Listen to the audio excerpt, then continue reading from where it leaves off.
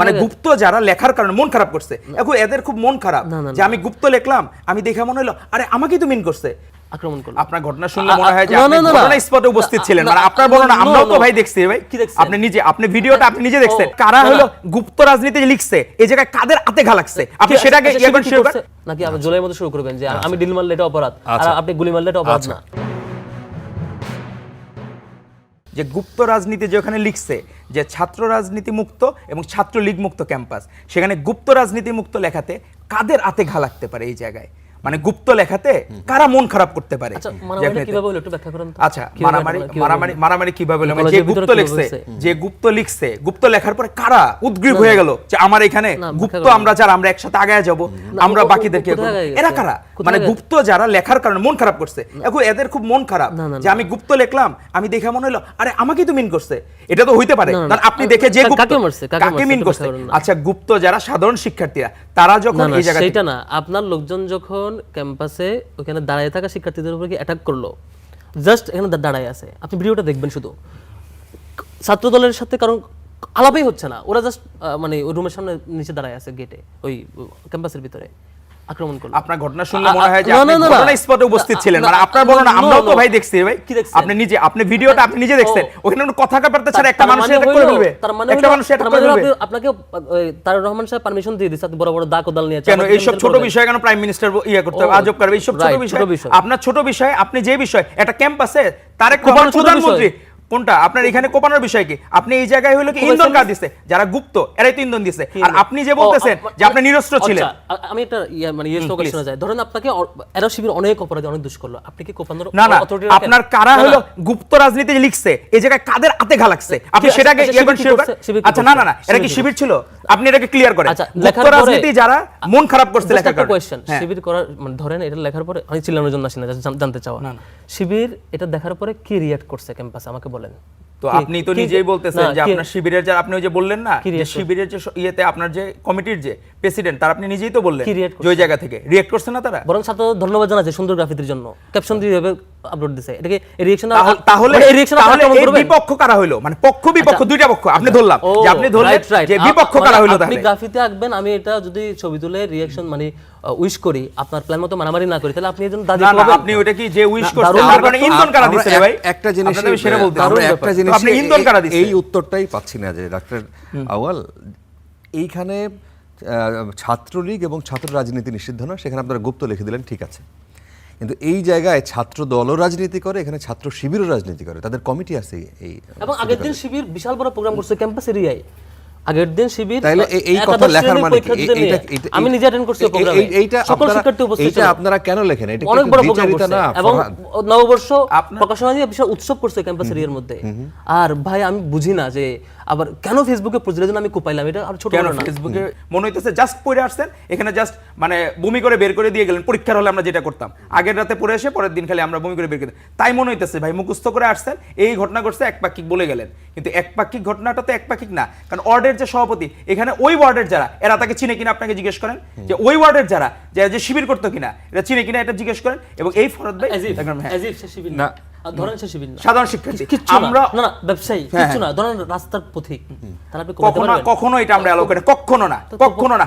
আপনি যেটা বলতেছেন ইনিশিয়েট করার কথা, কোপানো মানে আপনি এমন ভাবে বলতেছেন মানে আমরা যা কোপায় আসছি ইনিশিয়েটের জায়গা, আপনি বলতেছেন নিরস্ত্র মানুষ, তাহলে যখন দুই পক্ষের সংঘর্ষের কথা বললো, পক্ষ তো দুইটা, তাহলে কি আপনি হাত দিয়া চর মেরে দিচ্ছেন আরেকজনকে? বিষয়টা আপনার পক্ষের থেকে বিষয়টা কি দাঁড়াইলো আপনি সেটা বলেন, আমাকে ডিফাইন করেন। আবার যে হইলো চাপাতি নিয়ে দৌড়াইতেছে সে সাবেক আওয়ামী লীগ করা, সে হচ্ছে জামাত নেতা, এখন হলো আপনি দেখেন সার্চ দিয়ে দেখেন, আপনি নিজে দেখেন আপনার নামটা, আমার এই মুহূর্তে আপনি নিজে সার্চ দিয়ে দেখেন, আমি নামটা না আমি নিজে আপনাকে এখন দেখাইতে পারবো, আমি মোবাইল নাম্বার দেখাই, মির্জা ফারুক সদস্য সচিব ছাত্র দলের ওমরগনি এমএস কলেজের নাম বললাম। তো এটা তো আপনি বলতেছেন বারবার, কিন্তু আমি আপনার মুখ থেকে পত্রিকায় আমি দেখি না, আপনাদের যেগুলো গোপন গোপন পেজ আছে না ওগুলোতে আমি দেখছি এই নামগুলা, কিন্তু আমি নিজের পরে দেখি নাই যে আসলে সে উপস্থিত ছিল কিনা, আপনার মাধ্যমে আমি শুনতে পারতেছি। আর আপনাদের তো আলাদা সেল আছে, নিজেদের গবেষণা সেল আছে, রাষ্ট্রীয় তো কোনো ইয়েতে আপনারা তো কোনো জায়গায় আসলে প্রকাশ্য রাজনীতি করেন না, তো আপনাদের সাথে আমাদের কি আলোচনা? আমি আরেকটা জিজ্ঞাসা করবো একটু কষ্ট করে, বলেন।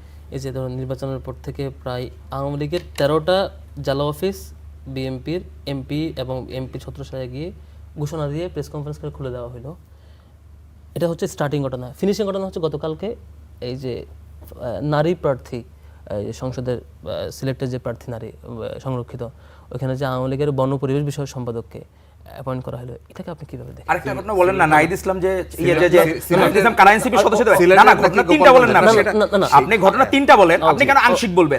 আপনি ঘটনা বলেন নাহিদ ইসলামের কি স্টেটমেন্ট, আপনি নাহিদ ইসলাম, আপনার তো জোট, আপনার জোট, আপনার 11 দলীয় জোট সঙ্গী আপনার, তো আপনি সেটা নাহিদ ইসলামের একটু বলে লাইনটা ক্লিয়ার করেন, দর্শকরা একটু জানুক নাহিদ ইসলাম কি বলছে। ওকে ওকে, পরের প্রশ্নে আমি যাচ্ছি। আপনি নাহিদ ইসলাম এটা বলে একটু শেষ করে দিলে আপনি ক্লিয়ার করেন আপনার লাইনটা। ওই যে একটা রাষ্ট্র যেভাবে ফেসিবাদ হয়ে ওঠে, যেসব প্যারামিটারগুলো প্রত্যেকটা পাওয়া যায়। প্রথম আপনি ক্যাম্পাসে শিবিরের ছেলেপেলে কি করছে, ওখানে জাস্ট ক্লাস করতে গেছে, তাকে আপনি অ্যাটাক করলেন, ভালো, এটা করার পরে ইউনিভার্সিটি এই কলেজের টিচার এসে তাকে কোনো রকম এটা মিটমাট করে দিল যে তোমরা চলে যাও। কেমনে? পুলিশ এসে আর বলে তোমরা বের হয়ে যাও।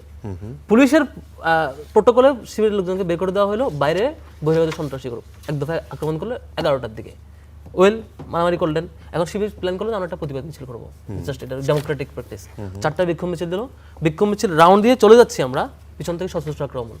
এখন ইস্যু হলো, পত্রিকায় বড় বড় করে ছাপালো এক যুবক, অস্ত্রসহ এক যুবক, অথচ আপনি আগের দিনেই জানেন তার নাম মির্জা ফারুক, তিনি উমরগনি MES কলেজের সদস্য সচিব, ছাত্র দলের, আপনি চিনেন তাকে, সাংবাদিকও চেনে, সবাই চেনে, সবাই জানে। এরপরে পত্রিকায় আসলো কি, বড় বড় পত্রিকায়, প্রধান সাহেবের পত্রিকায়, যে এক যুবককে অস্ত্রসহ দেখা যাচ্ছে, পরিচয় দিচ্ছেন না। মিডিয়া নিজে, আবার সবগুলো মিডিয়ায়, মানে আমি আশা করছিলাম যে আসলটা প্রকাশ পাবে, অনেক জায়গায় প্রকাশ পাচ্ছে যে ছাত্র শিবির এবং ছাত্র দলের সশস্ত্র সংঘর্ষ। কেন ভাই, শিবিরের হাতে অস্ত্র ছিল এখানে?